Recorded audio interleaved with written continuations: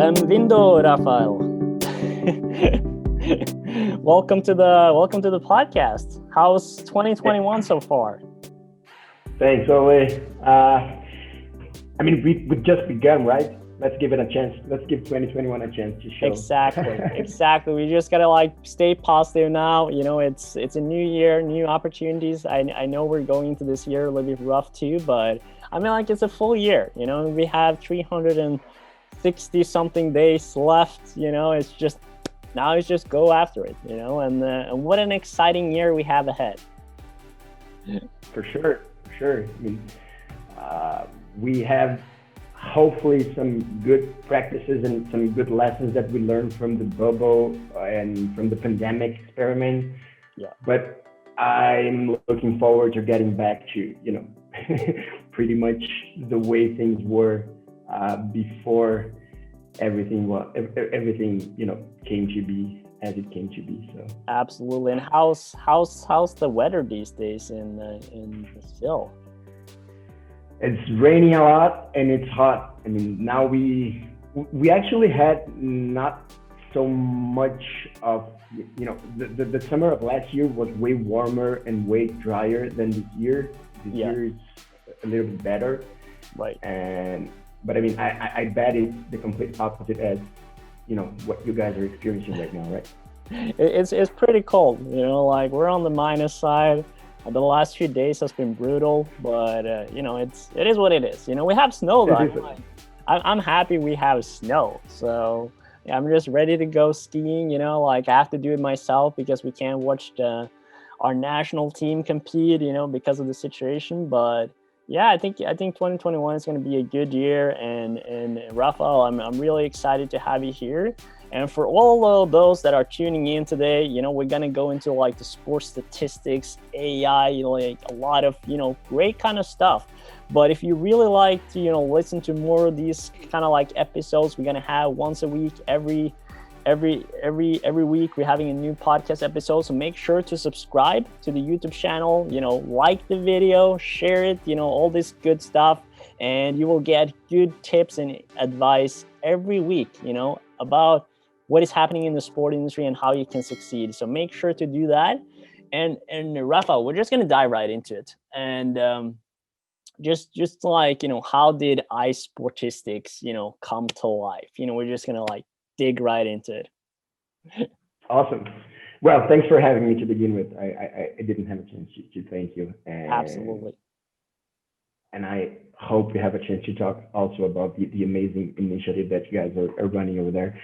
iSPORTiSTiCS came to life as a sentiment by the founders that the sports content industry, especially here in Brazil, but later we figure out that was happening in other places, that most of the coolest initiatives and the best brains and the top-notch initiatives were only happening at the top of the pyramid. Yep. And when you think about that in a place like Brazil, for instance, that, it's a one sport place.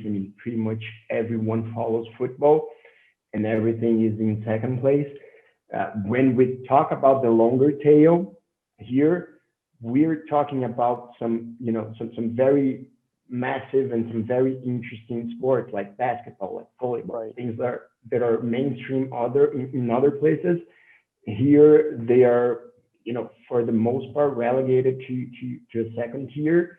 Yep. And we felt that was mainly due to, a mentality by leagues, teams, federations, and executives that in order to have what you have in the top on the top of the pyramid league, say, NBA, the Premier Leagues, and the NFLs of the world, in order to have those things, you had to have, the resources that those guys had. Yeah. And we quickly found out that, with the technology in place and the way things are evolving, that wasn't necessarily true. Yep.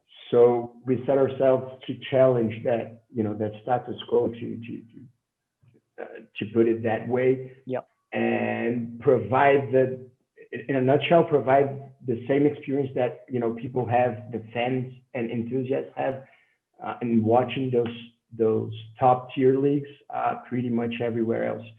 And it was, to be honest, an insane market opportunity as well.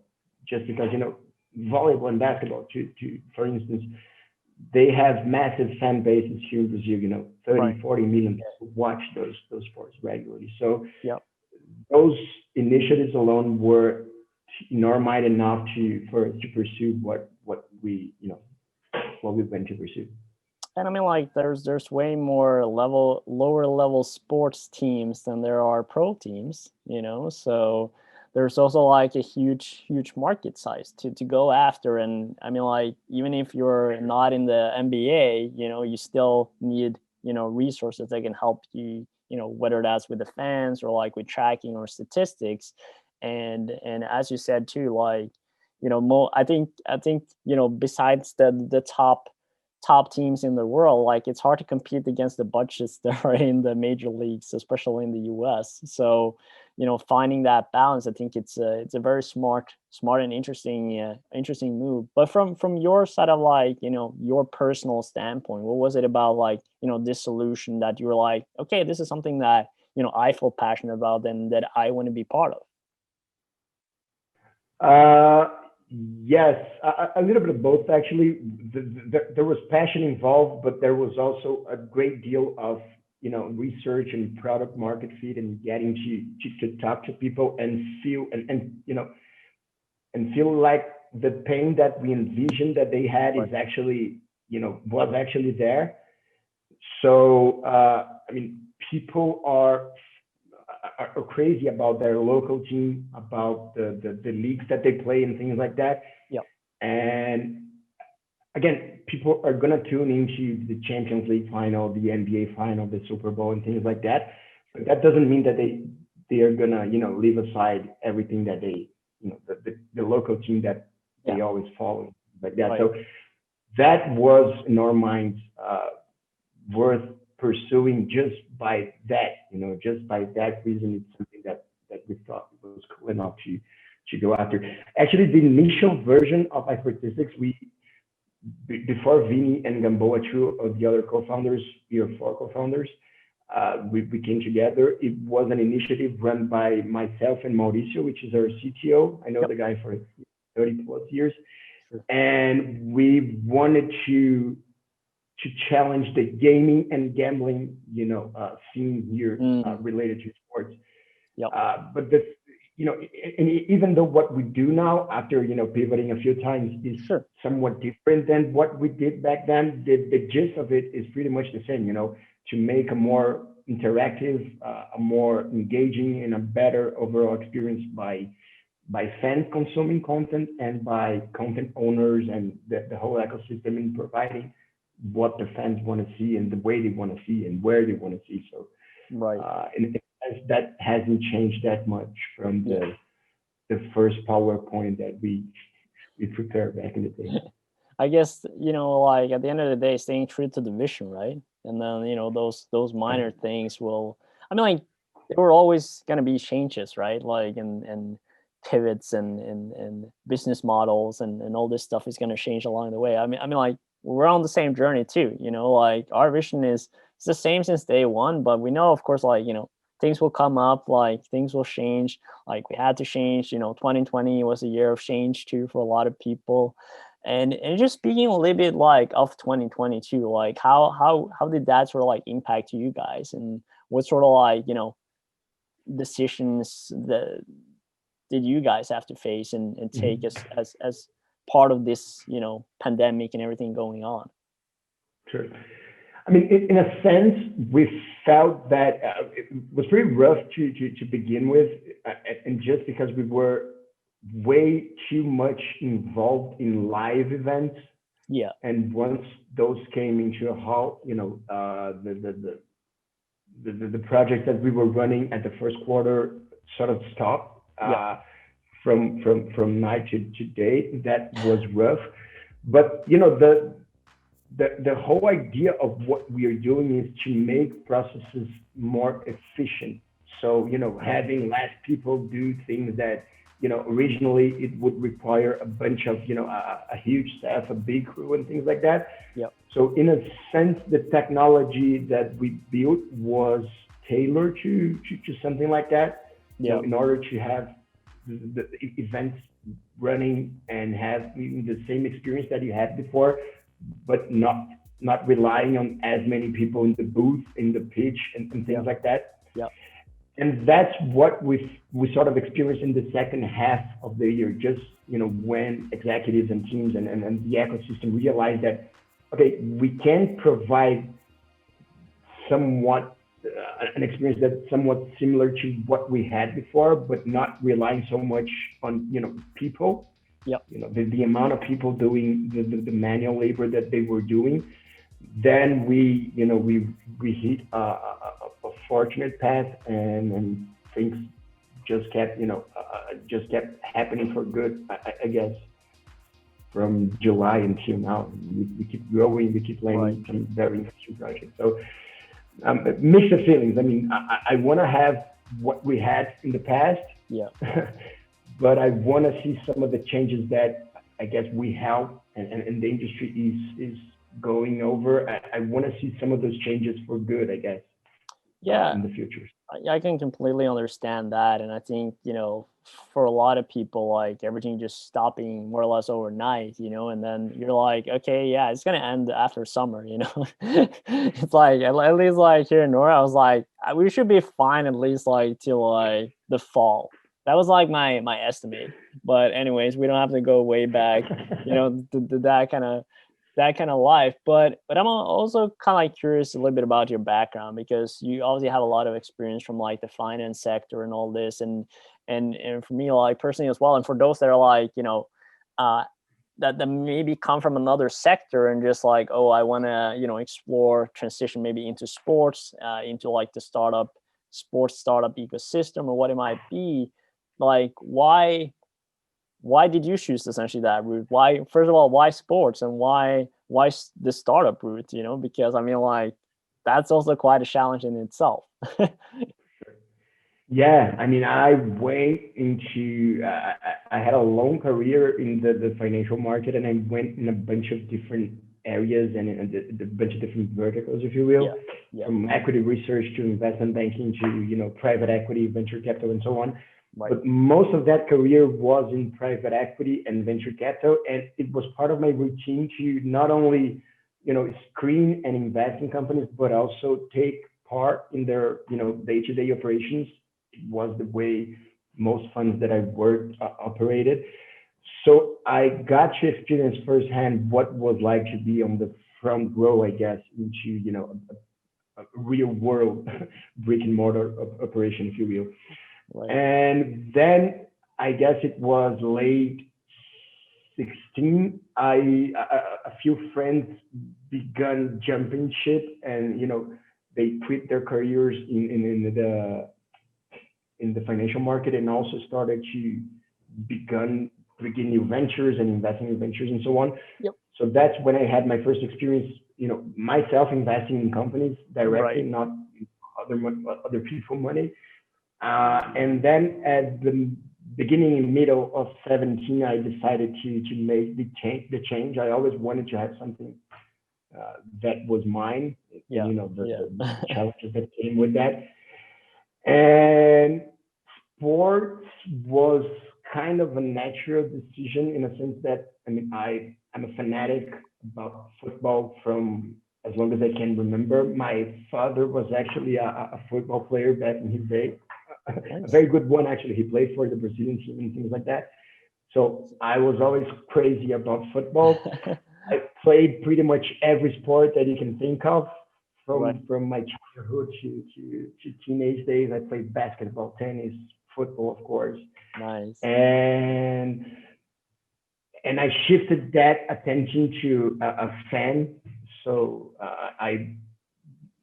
after college, I'm a avid follower of the NBA, the NFL. Nice. My football team here in Brazil, Santos, Champions League and things like that. And I think I developed sort of a critical eye into what I think and what I, you know, what I would do if I was, Sure. running things like that. Yep. So that's when all those, those pieces came to be. And I think I share the background that I just laid out. I share that with all of my three co-founders. Yep. All of them have a career in the financial market as well. Even Sure. Mauricio, the CTO that I mentioned, Yeah. Yeah. he had technical positions, but in the financial market as well. Yep. But a crazy, sports fan. So Right. we all got Right. together a day, and I mean, why don't we stop complaining and do something about it? And what we what we've been Right. bitching about in all those days. So, Why don't you start following your dream, like or your passion, I exactly. guess.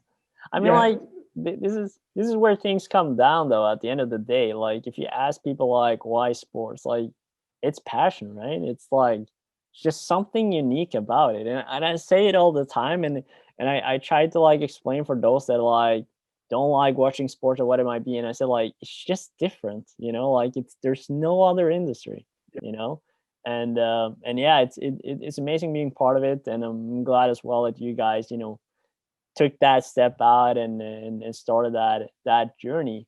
And from sort of like being part now of the sports tech startup ecosystem, and what have you learned so far from being part of that you think some students out there could benefit from? Because obviously when we try to educate, and we see a lot of potential as well, instead of like, especially for the young students now that are out there looking for opportunities, they're sort of like, oh, where should I go, right? And everyone is sort of like thinking, oh, NBA, like major league teams or what it might be. And now it's sort of like in a very rough position because a lot of those teams had to lay off and rebuild, and as a big organization that takes time. So we're always focusing on, okay, but what kind of markets and opportunities can you go in, and hence explore the ones that are getting growth out of this pandemic and the situation, and there's so much potential as well in being part of the startup ecosystem.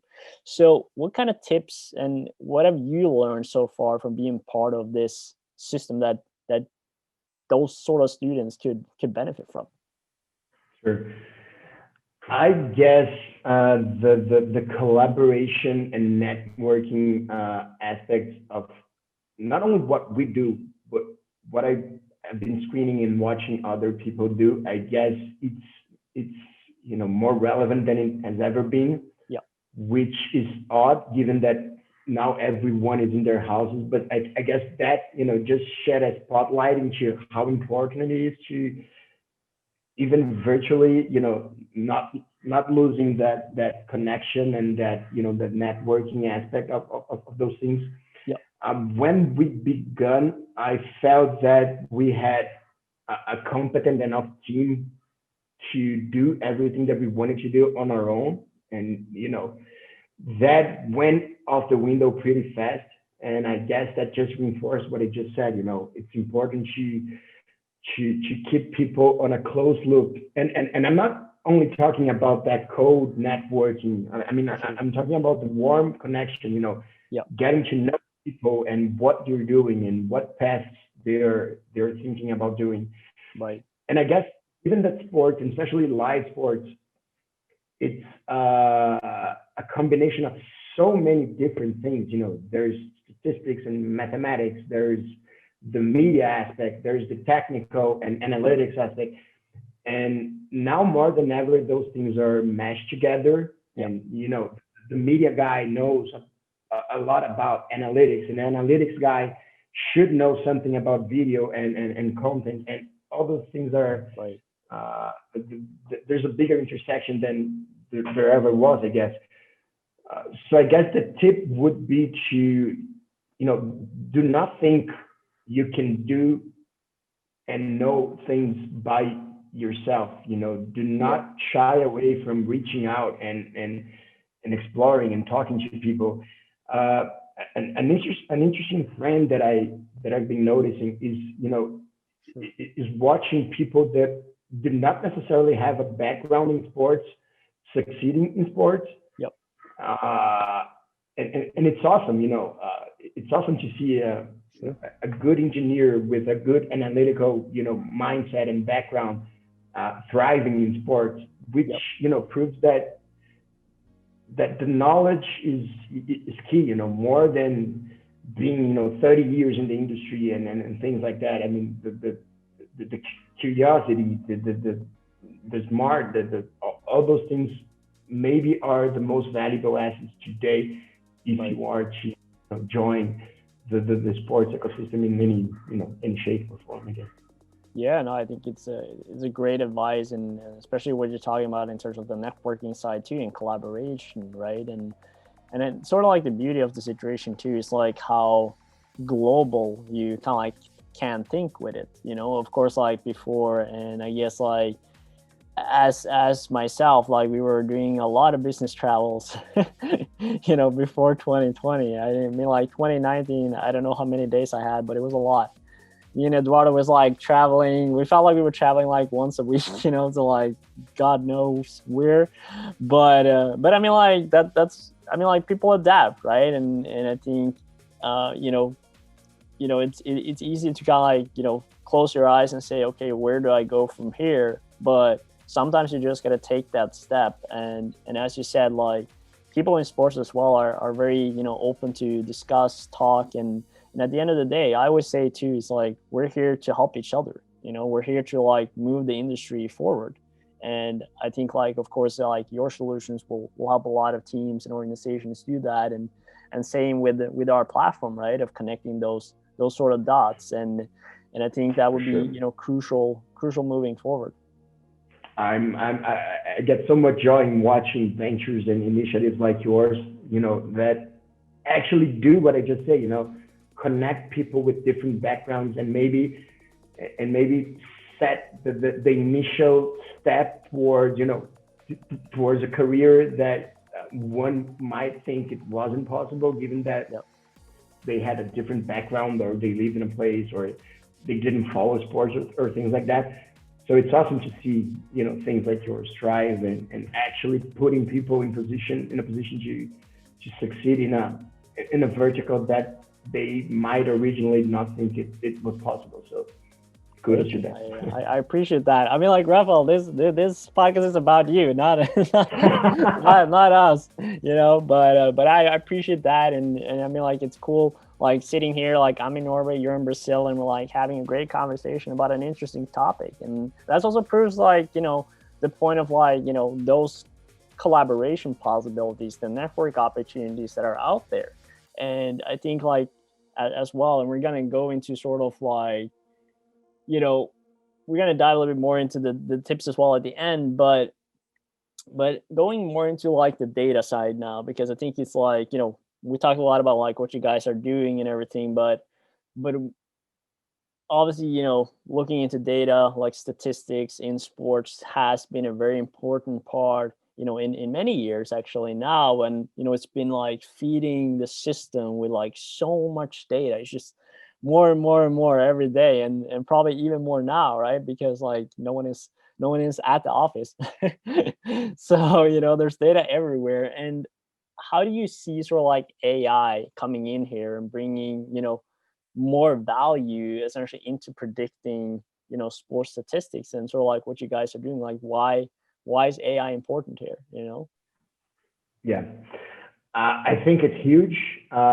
Maybe I'm a little biased, but I mean, given that I created and run a company that uses AI and computer vision. Well, then we're both biased, so yeah. And maybe most of your audience is somewhat biased towards that. But I mean, I guess it's huge. I don't think it's that old or that solidified as people think. I mean, you have the Moneyball phenomenon and things like that. It's like a 15-20-year-old thing, so it's not as it's brewing, it's beginning. I think that's the gist of what I'm trying to say.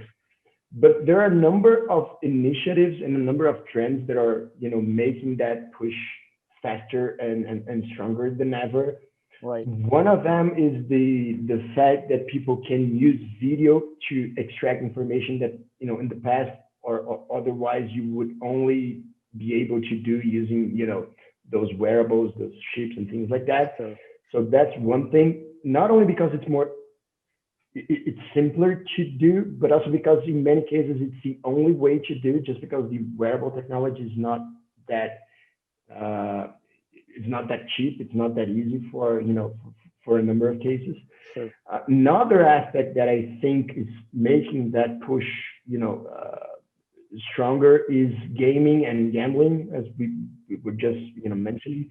Sure. Uh, Not only because the viewing habits of the millennials and the older people are changing, but also because there's a massive Gen Z audience that is coming to play, and those guys consume content in a completely different way than we did and our parents did and things like that. Right. Not only they are more, I guess, spoiled in the sense that they want to see what they want to see at the time that they want to see and things like Right. that, but also because they are more analytics driven. They want to see what's behind the curtain, Right. what made that decision happen, what made that specific play or drive that amazing in terms of the numbers behind that. Yep. And gaming and gambling play a big role in that. Right. I guess that the way that people consume content comes with the interactivity and engagement that is different than what it was. So they do not want to lay in a couch and watch 2 hours of a game passively as they did in the past. They want to be able to talk to their friends, and they want to be able to place bets and gaming and things like that. And I think AI in general and computer vision specifically are playing a big role in that, in a sense that especially now during the pandemic and the restrictions and limitations that come with that, you're only able to do that at scale, of course, Right. at a bunch of games running, in many cases at the same time.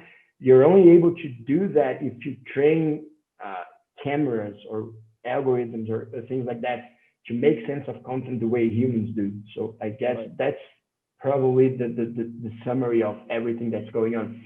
You want to be able to make the most of every content that you're creating and producing. And the only way to do that is using technology that sort of replicates what you once only had with, a bunch of people making annotations or making, Right. the analytics by hands and things like that. And I think people forget that a little bit about sort of like the AI side of things too, is or like even like from a machine learning or AI standpoint, is that at the end of the day, it's like that human factor is still important. In a piece of it, it's not like we're just gonna like put in a bunch For of sure. numbers or algorithms and just like let it go. Like it comes from somewhere. And it's just like are you gonna officiate or speed up those processes so you like whatever that is, whether that's like seeing that kind of numbers or statistics on the screen live, then that would be faster than a human sitting there and doing that and try to do it as fast as they can, because as like it goes super fast. So I mean, like it's all part of like the development, and as you said too, like the demand that is coming from the younger generation too, of like, okay, like before, like I even remember, like I mean, like I'm only turning 30 this year, so I'm still like young. but I mean, Baby. like even remembering back, like people were fine with like just waiting to the next day, in the newspaper to kind of like see what the stats were. Now it's like I need it live. I need to know what is happening right now. Real So time. it's No, it's you're completely right. You're completely right. And part of our pitch, it usually goes, especially when the first pitch is done with the analytics team or the team that yeah, is going to be more involved with the solution. We usually say that we only go uh, like 70% or 80% of the work, and that 70% of the work is usually the less cerebral work. We are not fooling ourselves, and obviously not fooling the customers and partners. We want to you know we want to showcase that we are able to do, I guess, the most boring and the most tedious parts of their job, yeah, and leave them time to do the more creative and cerebral part. right, uh, by any means, we do not want to substitute humans, because sure, not only us, but I think the industry and AI in general is way yeah, yeah, we're not even close to that. So making the job like easier, right, and their life easier. That's what it for comes sure. down to. And because I mean, like working in sports too, it's like you got to wear many hats. You have to be, flexible. It's not a traditional 8 to 4, so it demands a lot. And I think like ways that could be, officiated, improved, and especially with data too, it's like utilizing the data that is coming in and creating the most value out of it. That's going to be really, really key. And like sort of like to wrap it up here, and I'm thinking like, for those students that are, interested in sports analytics, data sort of field of sector, like what kind of tips do you have for them, and what do you see would be like a great way for them to start if they wanted to like enter this sort of space now? I think what is great about the moment, and people thinking about joining the sports ecosystem in general, is that it's way broader than it was back in the day. I mean, I guess if you wanted to be a part of a sports analytics or coaching staff, in the past you had to have some sort of experience towards that. Right. That I think that relates to what I said a few minutes ago about how it's interesting to notice that a bunch of different backgrounds are now jumping Sure. into sports and things like that. Yep. So I guess my tip would be to follow the coolest and the best initiatives that are going on. Again, networking and talking to people and showing a genuine interest into what you're doing and what's happening is usually a good path to follow. Yep. And I don't think that there's a specific vertical or anything like that is gonna differentiate from the others in the future, just because again things are mashing up. The solutions that my company provides, one of them for instance that comes to mind, the highlight clipping solution. We develop algorithms that are able to clip highlights with very little human intervention. That solution has been used by the media departments of teams, by the content and distribution side of networks and rights owners, but it's also been used by coaching and analytics and scouting and things like that. So I guess that's the major trend. You're not going to see solutions that are way strict towards one single goal. I guess the future lies somewhere in the in solutions that are useful to a bunch of different teams, a bunch of different verticals, but also that provide value in areas that were not necessarily related in the past. Right. And I guess like also in a sense, improving those technical skills that you Sure. have, right? And like not necessarily like you have to be the one like editing the videos or clipping that or what might be, but you know, analyzing that sort of information, analyzing the understanding, what kind of information is, coming out of it, and talk with people that have those roles, and why is this data important? And I mean, like with solutions like yours too, like it's sort of like an easy way of like getting to see that information, and like starting to teach yourself.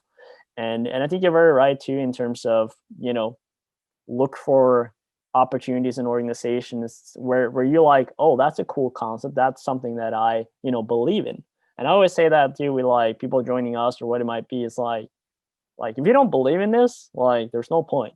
Like you have to believe 100% in this idea and the concept. And that's like with everything that you do, like that's why people choose sports too. They're passionate about it. And I think explore the new companies or solutions out there that are more on the technical digital side, I would say, especially in today's situation and where things are at. I mean, like this is also why we talk about the topic that we do today, so you guys can learn a little bit more about that and explore it. So I don't know, Rafael, if you have like any final remarks. Well, thanks for having me. I guess just to double down on what you just said. I mean, I guess it's the best time to be involved and take an interest in the things that our industry is doing. The path is bright. There's so much interesting stuff being developed and being researched that I think the next 10 years are gonna be way more interesting than people give credit for. There are a number of people that say, especially old schoolers, that think that live sports is dead and content is not as king as it was before. I think they are completely wrong. I think the old experience is going to still be there.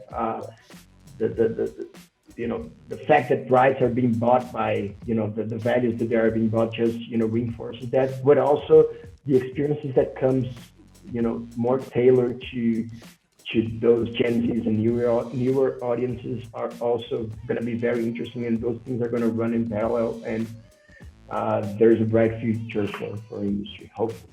Yeah, no, for sure. I mean, like sports will always be a very important part of our world, I think. And like I could not have.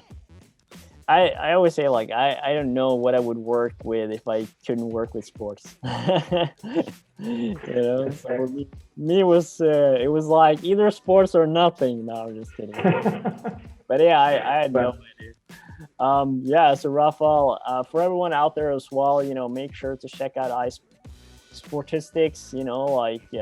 You'll find them at Sporting Global too. Connect with them there, and yeah, I mean, like, make sure to subscribe to the channel, the video, like it, and then you will get great insights every week. And with that, Rafael, thank you so much for a great conversation. It was a lot of fun. I hope you guys get more sun, moving forward as well.